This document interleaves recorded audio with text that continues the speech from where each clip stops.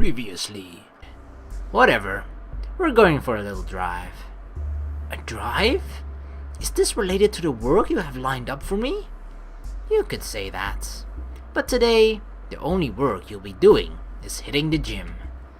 Suoh, you do all of the punching. Andre will just dodge and absorb the hits. Sounds good to me. Yeah, we're not the punching bag for today. Andre turned to the side, completely avoiding my punch while taking out both of my legs with one of his. What? That wasn't in the rules. Judging from my torso, my body endured more than I dared imagine. I've been painted a nice mix of blue, red, and black, leaving only my arms and face yet untouched. Suoh, when are we moving? We can afford to leave this place now, right? I just wish her request was one that I could actually grant. Sorry, not yet. We need to save up a bit more first. Sara doesn't deserve to live in a shithole town like this. We should be living in our parents' estate, attending school without a care in the world, not having to worry about finances or work. I just wish reality was that kind.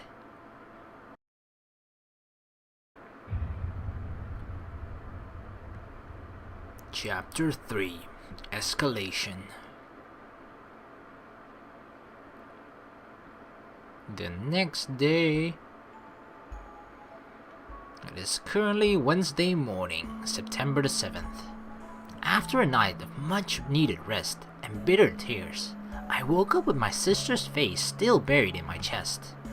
It had taken considerably longer than usual for her to fall asleep, completely throwing off our routine. Further drama added to our already complicated lives. Usually, I'm the one who stays awake worrying about our future, but last night, my body was far too sore to permit such unnecessary extra fatigue. Whatever is going through Sara's mind, it is enough to force us to switch roles, if only for the night. Oh, is it because we acted creepy around her?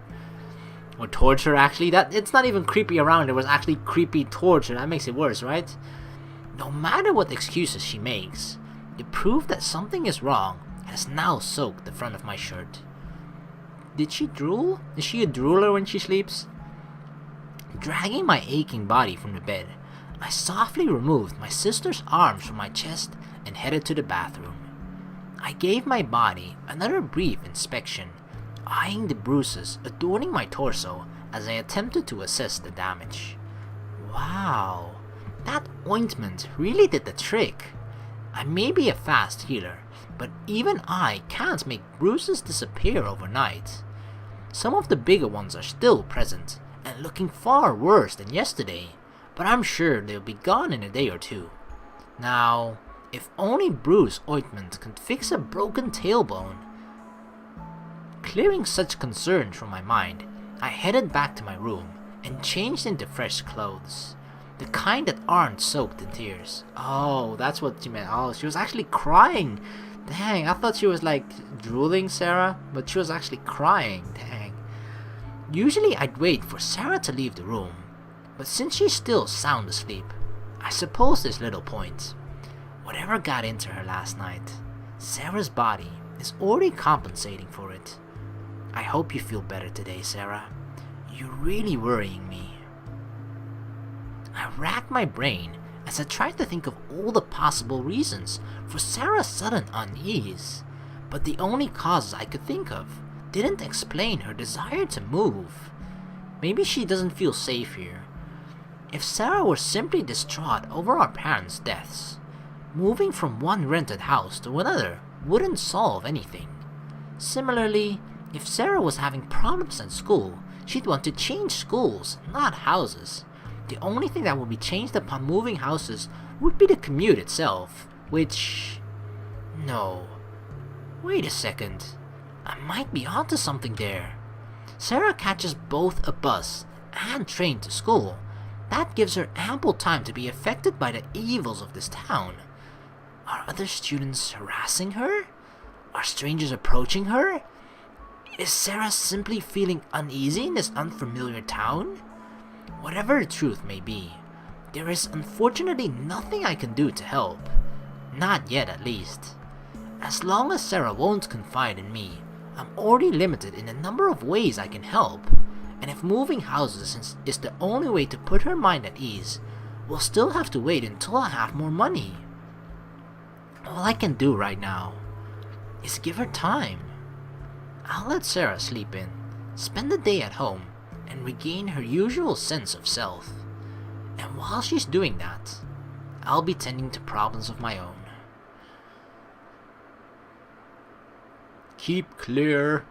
With Sara staying at home, I knew I couldn't afford to wait for Marcus to show up at my house, thus prompting me to make an early escape. I headed to my former workplace, the warehouse in which Mr. Mudo had me moving furniture, assuming that it would be the second place Marcus would think to check. And surely enough, before I could even walk through the gate, the man in question stood in my way. Well, someone's eager this morning. What are you doing here so early? I was almost relieved to hear Marcus's voice greet me, offering a familiar alternative to the rest of my depressing morning. Without work and school, I have nothing to do with my time, and with Sara as lethargic as I've never seen her, it'll be difficult to lift my spirits. Is it a crime to show up to work early? In my eyes, it is. Even if you were still working here, your shift wouldn't start for another half an hour. It's only 8:30 a.m.? Whatever. It's not like I'm planning on making a habit out of showing up this early. Still, to think that I can't even go to work at the right time without Sara to send me off. How pathetic. And what about you? You don't start for another half hour yourself. I was waiting for you, of course. My day cannot possibly start until I see your refreshing face. Sorry I asked. Anyway, we aren't going to start just yet, are we? Though, to be honest, I'm actually a little eager to vent my frustration in the gym. Nah, when it comes to bodybuilding, martial arts, and the like, rest is just as important as training. Exactly. Marcus knows what's up even though he's a bad guy. Even so, that doesn't mean you're free to do as you please. Before we get started on today's training, there are a few people I think you should meet. Oh no. Misa got a bad feeling about this. Leaving work as soon as I arrived, Marcus dragged me to a Chinese restaurant on the other side of town. Lee's Diner, a quiet place many districts away from our current home. Usually I'd put up a little more resistance, but without anything in my stomach, I'm not about to turn down a proper meal. We arrived via public transport, taking our sweet time to get there. Apparently Marcus made his way to work on foot, leaving us without a car for the time being. But with a free breakfast on my mind, I wasn't going to complain about a little walking. Exactly, work up an appetite before breakfast. Upon entry, it quickly became obvious that we were the only patrons present. The only other humans present were 3 staff members, likely the Lee family. I took a seat and waited while my partner walked around the restaurant. Good morning. How can I help you today? Yo. That time already, huh? Well, let's get a move on. Suoh closed the blinds and locked the door. Huh? Why would I? Just do it. Marcus proceeded into the next room, taking Mr. and Mrs. Lee with him. Oh my god. It's like, like one of those gangsters coming to one of the shops to come and collect their not necessarily bounty, but sort of like part of their earnings. I don't even freaking know what to call it, but you see this very frequently in sort of mafia-like movies and whatnot. By the time I did, as Marcus asked, the 3 of them were already out of earshot. Whatever they want to talk about, it's apparently private, even for me. Oh hell, like I'm not gonna listen in. The second I rose to my feet, A young girl blocked my path. No doubt, the daughter of the couple escorting Marcus. She stood directly in front of me, with her arms wide out. Either she's desperate for a hug, or this girl doesn't want me to sate my curiosity. Fine. I get it. No eavesdropping. I sat back down, suddenly less than inclined to listen in. I sat back down, alright? I'm not going to eavesdrop. What is this girl doing here anyway? It's the middle of the day. She should be at school, like all the other good girls and boys. Yeah, you're a bad girl, not going to school. Only useless bastards like me skip school so they can work.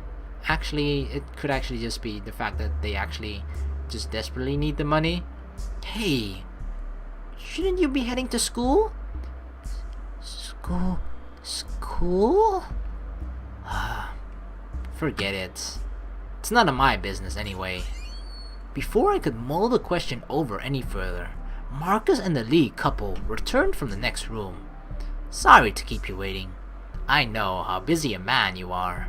Unfortunately, it would appear that Mr. and Mrs. Lee don't understand just how swamped we are. Marcus's voice was laced with sarcasm, but beyond that, I could hear agitation in his voice. In fact, they've been so uncooperative that there's been a change of plans. A change of plans? I don't even know what the original plan was. Marcus moved towards the young girl I had been conversing with moments ago. She stared at him blankly, as she had been staring at me, and he returned her gaze with an angry glare. Marcus, what are you doing? Rather than answering me, Marcus grabbed the girl by her arm, then calmly moved over to the counter. I really had wanted to do this peacefully. Oh my god, what? Dude, isn't this a bit of an overreaction? Holy crap. The second Marcus reached the counter, he shifted his grip on the young girl, throwing his arm around her collar.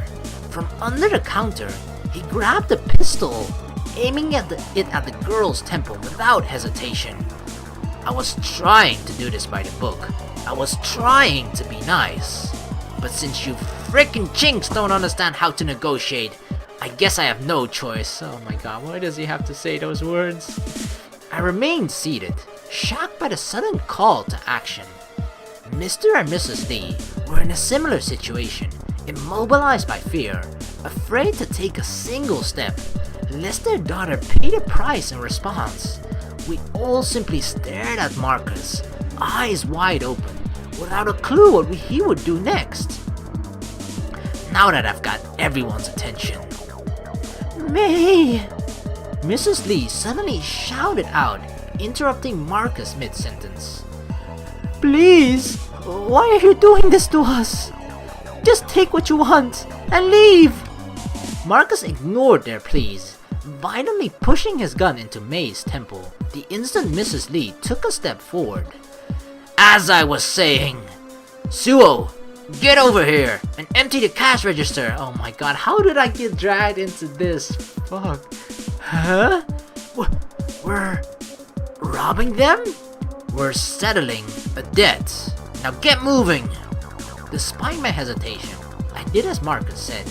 I pushed past the worried parents crumpled on the floor, then made my way over to Marcus's side. I opened the cash register and placed its contents in a takeaway bag, counting the money as I did so. Marcus, there's less than $100 in here. Hardly worth committing armed assault over. Tja, I figured as much. The real money is in the back. Am I right? Mr. Lee looked away as Marcus asked. Real money? This restaurant is just a front for Mr. Lee's real business. In reality, Mr. Lee here is what you would call a money launderer. Oh my god, I've seen Breaking Bad. I know what that is. Fortunately for him, he also has a nasty habit of gambling. And as it turns out, he fucking sucks at it. Now, let's try this again. What? No! May! Bring me the real money!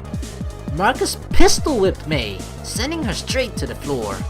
He then pointed his gun straight to the back of her head, telling her parents exactly what they needed to do. Despite her panic, Mrs. Lee broke free from her husband's grip, showing no hesitation as she did what Marcus asked. She returned post-haste with a briefcase in her hands, practically throwing it towards us before retreating to her husband's side once more. Suoh, what are you waiting for? Check the suitcase! Still pointing the gun at his hostage, Marcus sent me to check on his reward. Once again following his orders without question, I took the briefcase in both hands, then released the metal latches on top. Cocaine? Is this... cocaine? Oh, triple dipping, are we? Gambling and money laundering? Not cutting it? Suoh, give it a taste. What? Huh? What are you? I'm not telling you to snort it. Just give it a little taste. Cut one of the bags open, lick your finger, dip it in, then rub your finger on your gums. You've gotta be kidding me! Asking me to empty a cash register is one thing, but sampling drugs?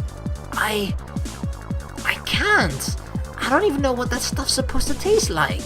Hell, I don't even have a knife with me. Oh, for fuck's sake. Marcus unveiled a knife from behind his back, tossing it to my side and offering no further leeway.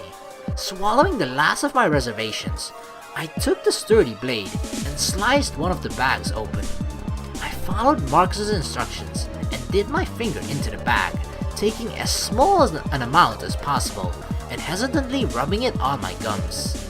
And what I found was a familiar taste. It's fucking sugar. Oh my...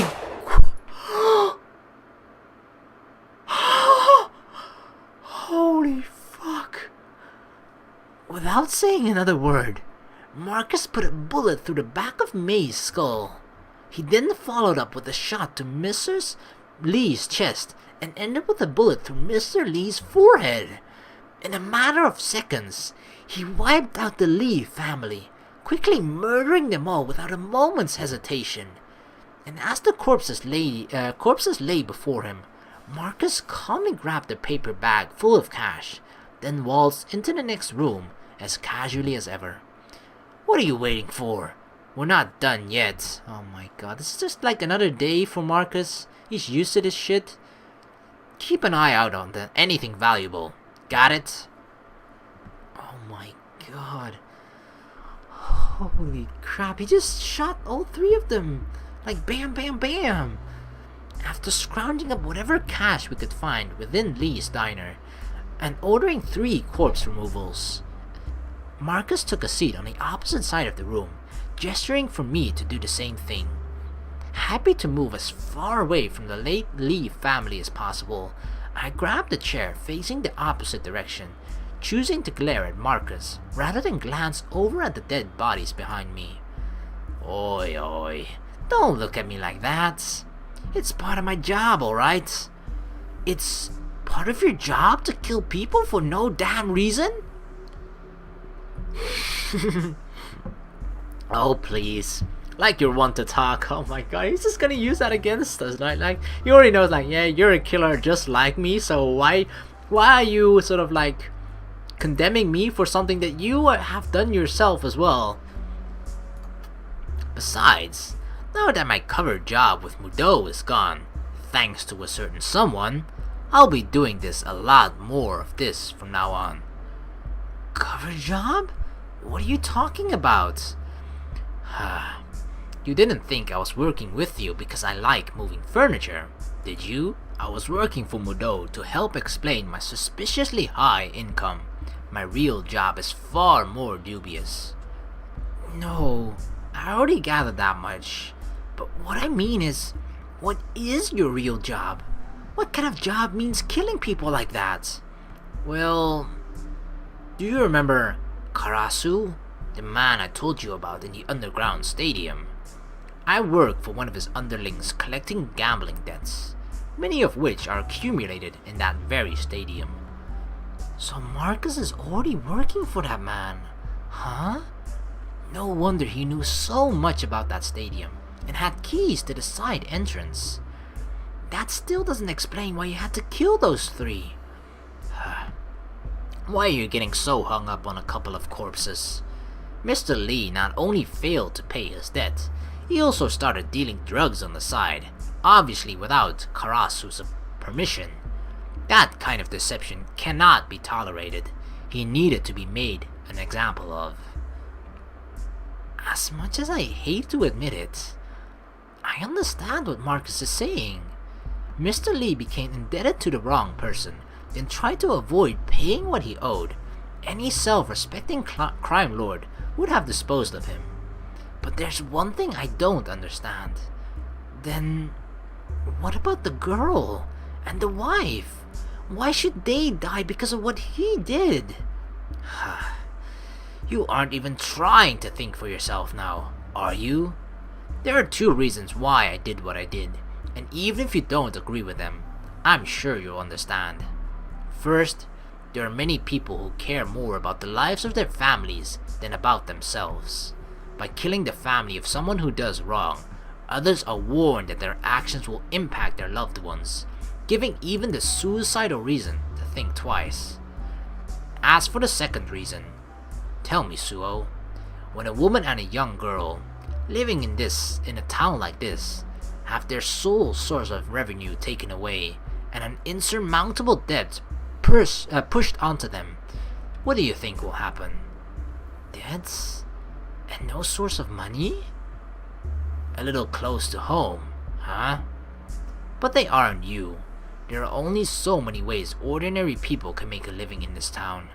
In all likelihood, they'd wind up working in a massage parlor or out on the street corner, and even then, they'd never repay their debts. If I didn't kill them, that's the sort of life that would have awaited them. Oh my god. The strange thing about this, right, is that I'm sort of starting to think like, I'm not thinking that it's like, oh wow, what a nice thing of Marcus to do, but it's just like it's kind of like, yeah, he thought this through kind of properly beforehand. I guess he probably just ran all the possible scenarios in his head of what would happen before we got here, but still, he kind of is right in that regard, though. I mean, sure, killing them is very extreme, but that's just the nature of this town, right? If exactly this sort of the scenario that he described, they will have a huge amount of debt, and how are the two of them going to repay that off? So, as much as I don't agree with killing ever, I mean, but this is a game that's mainly about that, I sort of feel like this was, in some sense, a mercy kill, if that makes sense. A life of never-ending debts, huh? My situation might not be ideal, but if there's one thing I'm thankful for, it's that our parents left Sara and I money and real estate, not debt. Even if we can't touch any of it right now, one day for sure, we'll inherit what is rightfully ours. So, all cleared up? I guess. But why did you drag me here? I thought you wanted me to learn to fight. Oh, keen to get into the ring, huh?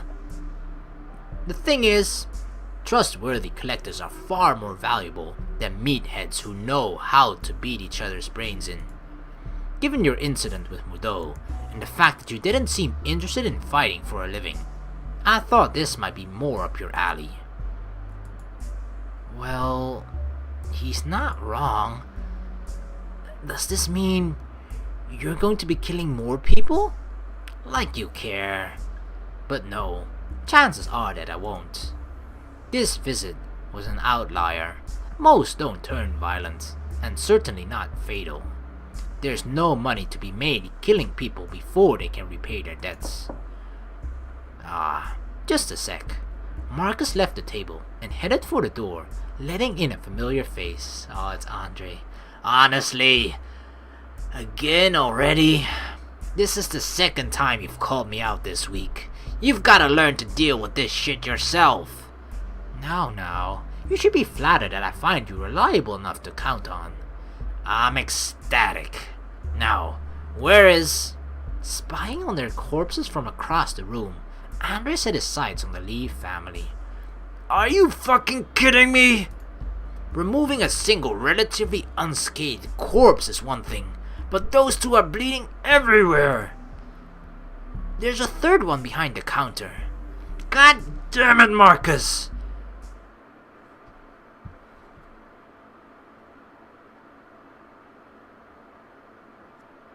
Leaving Andre to clean up his mess, Marcus and I spent the next few hours moving from district to district, performing collections at various locations.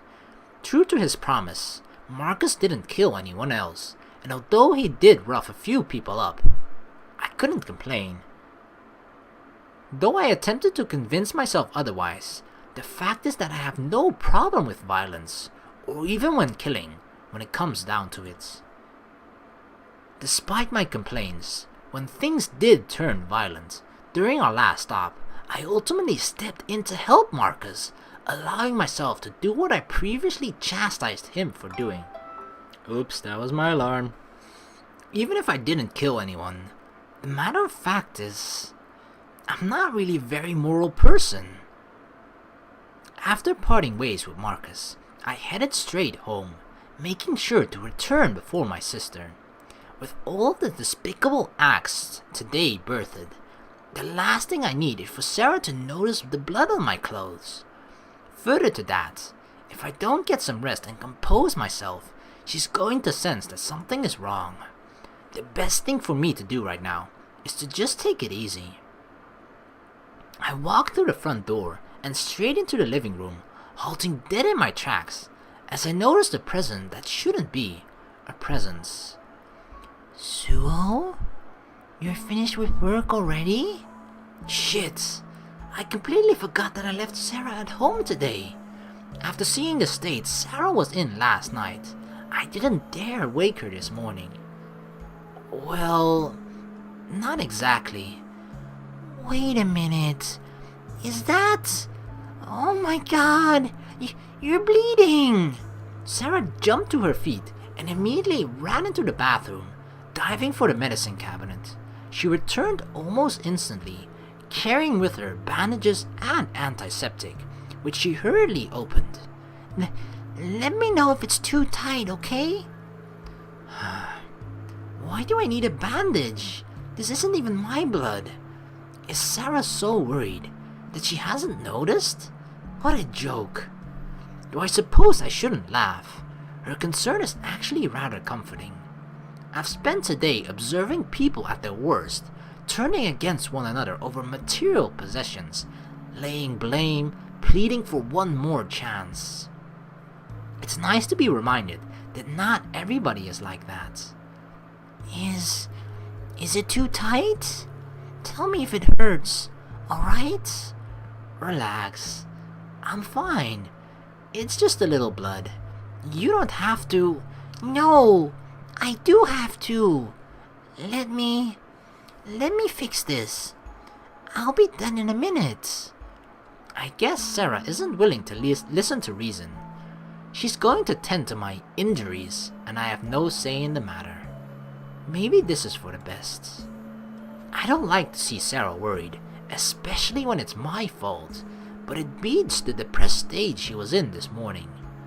I'll take worried Sara over depressed Sara any day of the week.